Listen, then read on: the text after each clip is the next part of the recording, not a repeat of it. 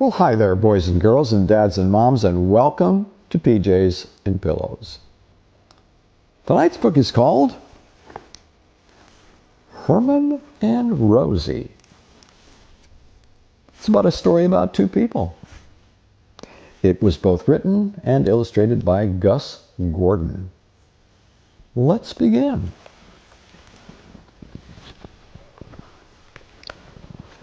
Once upon a time, in a very busy city, on a very busy street, in two very small apartments, lived Herman Schubert, he lived over here, and Rosie Bloom, she lived over here. Herman lived on the 7th floor. He liked potted plants, playing the oboe, wild boysenberry yogurt, the smell of hot dogs in the winter, and watching films about the ocean. Rosie lived on the 5th floor in the building next door. She liked pancakes, listening to old jazz records, the summertime subway breeze, toffees that stuck to her teeth, singing on the fire escape, and watching films about the ocean. Herman and Rosie liked living in the city. There were days when all the buzzing and honking and humming made them feel like anything was possible. But often, the city was a lonely place. Herman worked in a tall building in an office on the 51st floor. He spent all day on the phone selling things. Here's what he's saying. And the blue whale can grow up to 33 meters in length. And the sign said list of things. Sparkly things, round things, squishy blue, red things, those big wooden things with the pointy bit on the end. Not everyone wanted to buy a thing, but this didn't matter to Herman. He just loved having someone to talk to. Rosie worked uptown in a fine restaurant. In the afternoon, she rode to singing lessons at Mrs. Schwartzman's Jazz Academy. On Thursday night, she sang for 2 hours in a small downtown jazz club. It was the highlight of her week. The jazz club was called the Mangy Hound Jazz Club. One day, on his way home from work, Herman heard a noise. It wasn't a normal sitting noise, it was a different kind of noise. Someone was singing. The singing was coming from Mrs. Schwartzman's Jazz Academy. And it was wonderful. It made him feel like he had eaten honey straight from the jar. That night, with the singing in his head, Herman took his oboe to the roof and played a groovy little jazz number. In the building next door, Rosie began to hum, and her toes began to tingle. Oboe music filled the room. It was the most splendid sound she had ever heard, and it stayed in her head like good tunes do. She hummed it as often as she could, so it didn't fade away. For days it seemed that the music was following them. Herman kept hearing that beautiful voice, and Rosie kept hearing that groovy tune. They heard it on the subway, in the park, while they were either on the shore or in the river, and in the library. Wow, they heard it everywhere.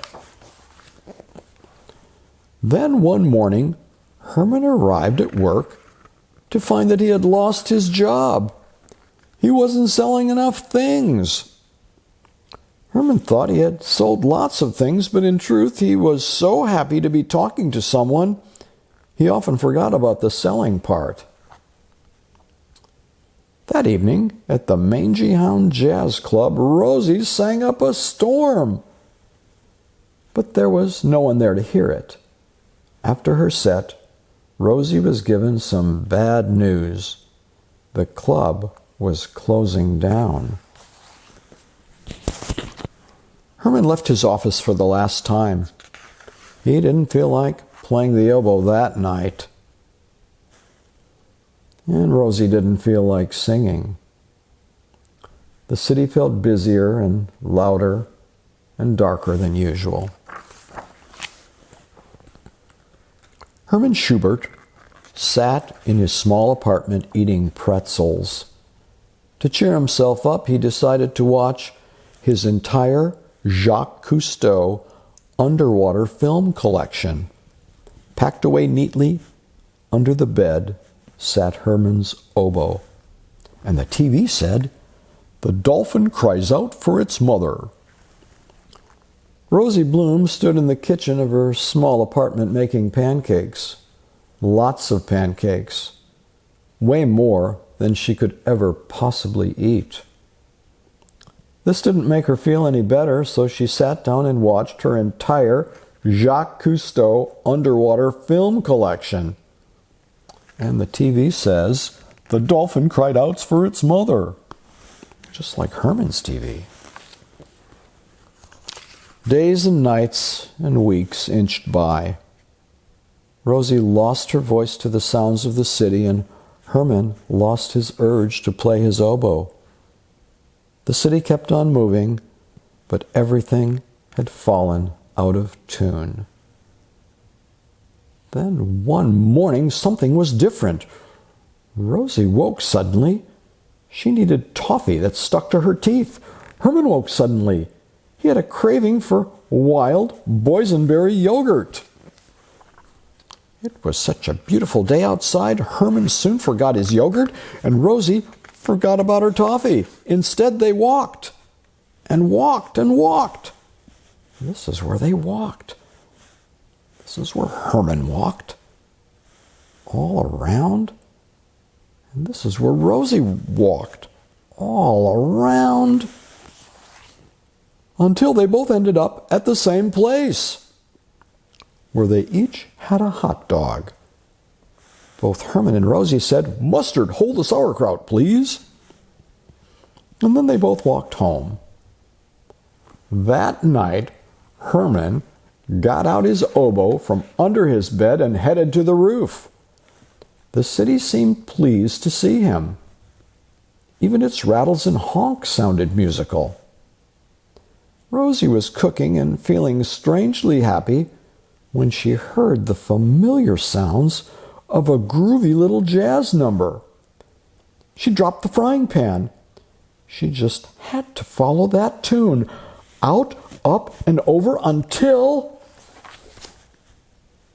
they meet, Rosie and Herman, before the moon on the roof of a building. Once upon a time, in a very busy city, on a very busy street, on the top of a very tall building, Rosie found Herman, and Herman found Rosie, and the city was never quite the same. And their band is called the Cousteaus, after Jacques Cousteau. And that is the end of the story. So brush your teeth. Give hugs to the people that you love, and have sweet dreams. Good night.